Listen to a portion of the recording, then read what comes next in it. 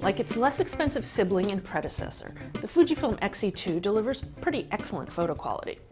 The camera incorporates the company's APS-C-sized X-Trans CMOS 2 sensor, which uses a non-standard color filter array layout so that it can drop the softening anti-aliasing filter. And combined with really good JPEG processing, it delivers excellent photos as high as ISO 3200, and really usable ones through ISO 6400. Plus, if you shoot black and white, you can go throughout the range up to 25/600. The camera has great dynamic range and good color too, though on its defaults it compresses shadow areas in a way the X-E1 doesn't.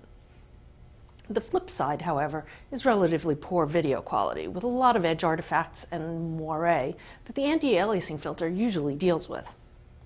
The camera has a really nice design, with a great electronic viewfinder updated from the X-E1 and photographer-friendly physical controls.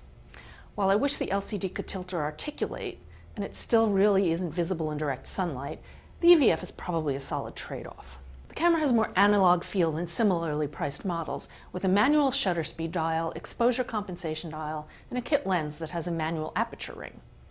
It has physical controls for all frequently needed settings, plus 2 programmable function buttons and a threaded remote socket in the shutter. The surprisingly good on-camera flash can be tilted back to bounce or to reduce intensity. The grip's a lot shallower than I like, but it's not bad, and the thumb rest provides sufficient leverage for single-handed shooting. The one design drawback for tripod users is the location of the socket. It's right next to the battery and card compartment. Its feature set is pretty unremarkable, though there's almost everything here that most serious photographers might want. It just lacks bells like GPS, expansive bracketing controls, time-lapse, and so on. As a caveat, I'm not a big fan of split-image viewfinders, so I can't really appreciate the digital version that Fujifilm has incorporated here.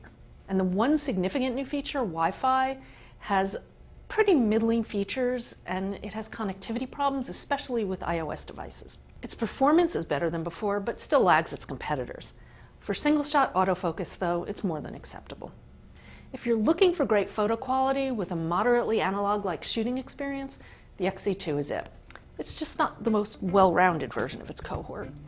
I'm Lori Grunin, and this is the Fujifilm X-E2.